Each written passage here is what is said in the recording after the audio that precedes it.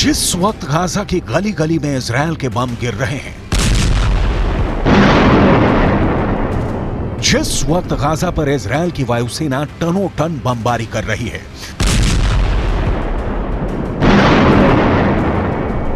तब यहां के एक अस्पताल के बाहर जमाल अल दुर्रा अपने 2 भाइयों की मौत के बाद उसकी आत्मा की शांति के लिए दुआ कर रहे हैं।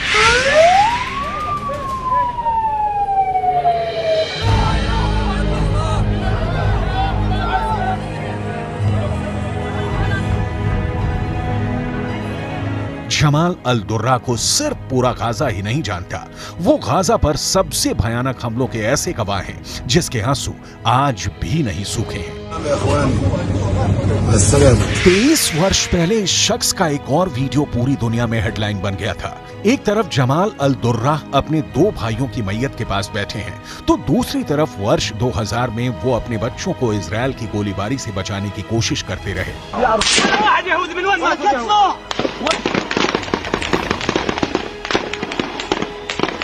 आज इजराइल की बमबारी में जमाल के 2 भाई खत्म हो गए। 23 वर्ष पहले इजराइल की सेना की गोलीबारी में उन्होंने अपने 12 साल के बेटे मोहम्मद दुर्रा को खोया था।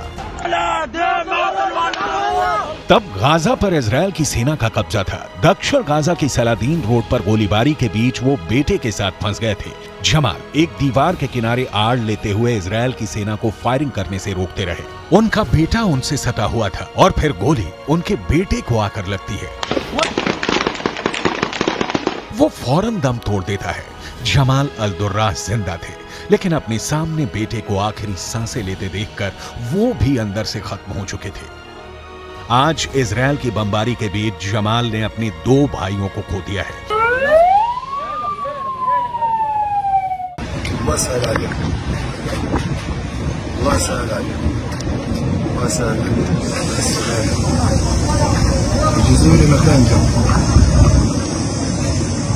الله يرحمه ويرحم جميع الشهداء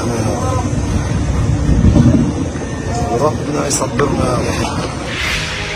इजराइल की बमबारी झेल रहे गाजा से सबसे डराने वाली खबर यह है कि जो 2500 से ज्यादा मौत हुई थी, उनमें 1000 से ज्यादा बच्चे हैं। इन हमलों में मरने वाले बच्चों की तादाद 1000 पार कर चुकी है।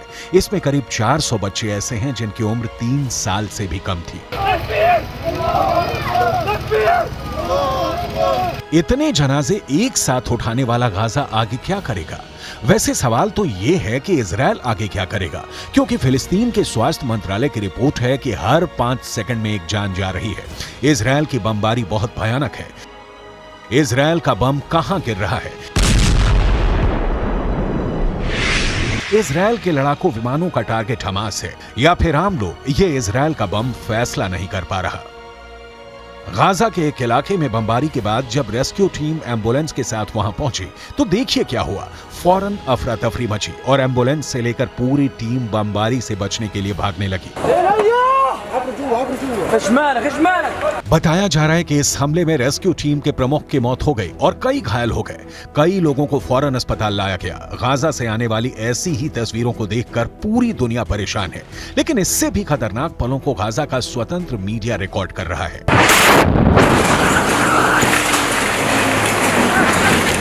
गाजा के एक अस्पताल में दिन रात काम कर इस डॉक्टर को पता चला कि उसके घर पर बम गिरा है और फिर कई लोग अस्पताल लाए गए हैं।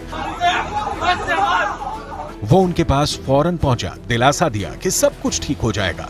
इसके बाद ये डॉक्टर दूसरे कमरे में जाता है तो वहां अपने बेटे की लाश देखकर उसके होश उड़ जाते हैं।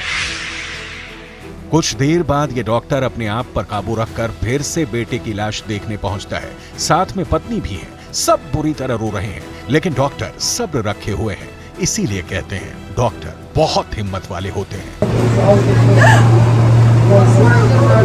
उनका पेशा ही ऐसा होता है, बहता हुआ खून, दर्द से कराते लोग। लेकिन जब किसी डॉक्टर के सामने अपने ही बेटे की लाश हो और वो रो भी ना पाए, यही गाजा का दर्द है जो इजराइल की बमबारी के बीच बार बार उभर कर पूरी दुनिया तक पहुंच रहा है। इस वक्त गाजा में 8 से ज्यादा डॉक्टर इजराइल की बमबारी में मारे जा चुके हैं, क्योंकि इजराइल का बम हर तरफ बरस रहा है। गाजा पर इजराइल की लगातार बमबारी जारी है। पूरी गाजा की सीमा पर इजराइल की सेना तैनात है। माहौल बहुत तनावपूर्ण है क्योंकि 2005 के बाद पहली बार इजराइल गाजा में घुसने की तैयारी में है, लेकिन अब तक जो हमले किए गए हैं वो एयर स्ट्राइक और कुछ दूरी से तोप के जरिए ही किए गए हैं और अभी इंतजार है घुसने का इजराइल को गाजा के अंदर। टारगेट सिविलियन है या हमास, इसका फर्क कर पाना उसके लिए मुश्किल हो गया है। गाजा में 2500 से ज्यादा मौत होने के बाद बेंजामिन नेतन्याहू के पास अपना रिपोर्ट कार्ड दिखाने के लिए कुछ नाम हैं जो हमास के खिलाफ बड़ी चोट कहे जा रहे हैं। इजराइल का खूनी छापा अब बड़े बड़े दावे कर रहा है। नेतन्याहू के खूनी छापे में हमास के कई कमांडर मारे जाने का दावा किया गया है।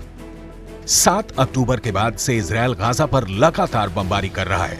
हजारों टन गोला बारूद से गाजा को समतल किया जा रहा है और अब हमास के जिन कमांडर को खत्म करने का दावा किया गया है उनमें हमास के नुखबा ग्रुप का कमांडर अली कादी है। इसमें हमास के नुखबा ग्रुप का एक और कमांडर बिलाल अल कादरा है।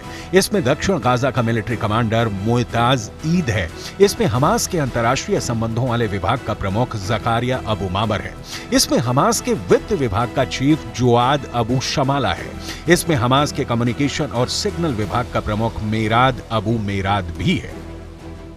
האחריות שלנו עכשיו זה להיכנס לעזה, זה לבוא למקומות שבהם החמאס נערך, פועל, מתכנן, משגר, לפגוע בו קשה מאוד, בכל מקום, בכל מפקד, בכל פעיל, להשמיד תשתיות,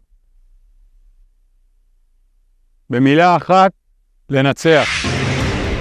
गाजा में हमास के कई कमांडर मारे गए हैं, लेकिन हमास की असली लीडरशिप तो कतर में बैठी है। ऐसे में गाजा में हो रहे बड़े बड़े हमलों से हमास को पूरी तरह खत्म करने का इजराइल का मिशन क्या पूरा हो पाएगा? ये ऐसे सवाल हैं जिसका जवाब इजराइल की जनता भी जानना चाहती है और अमेरिका के विदेश मंत्री एंटनी ब्लिंकन भी जानना चाहते हैं। ब्लिंकन 5 दिन में दूसरी बार इजराइल पहुंचे तो इससे गाजा इजराइल युद्ध की बढ़ती हुई रेंज और इसके एक बड़े युद्ध में तब्दील होने के खतरे को समझा जा सकता है। I had very good conversations both with the Crown Prince in Saudi Arabia and here in Egypt with President al-Sisi, and also heard, I think, a lot of good ideas about some of the things we need to do moving forward, including practical ideas on getting assistance to Palestinians in Gaza who are in need. Gaza पर चढ़ाई के लिए Israel की force ने उसे चारों तरफ से घेरा हुआ है। गाजा के बाहर इजराइल के टैंक गोले बारूद के साथ खड़े हुए हैं। कमांड सेंटर से जैसा ऑर्डर आया ये उसके हिसाब से आगे बढ़ेंगे, कोई कमी न रह जाए इसके लिए बैकअप फोर्स भी पहुंचाई जा रही है। इजराइल से गाजा की तरफ जाने वाली हर सड़क पर इस वक्त बहुत ज्यादा तनाव देखा जा सकता है, लेकिन इससे पहले नेतन्याहू मोर्चे पर जा चुके हैं। वो इजरायली सैनिकों से कह चुके हैं कि दूसरी स्टेज के लिए तैयार रहें और गाजा में इजराइल पहले से भी खतरनाक अटैक के लिए खुद को लैस कर चुका है। अब इजराइल के कमांडर इन चीफ जाकर बता रहे हैं कि हमास को किस तरह खत्म करना है, लेकिन दूसरा सच ये भी है कि गाजा में फुल स्केल ऑपरेशन वाला मिशन अब तक शुरू नहीं हुआ है।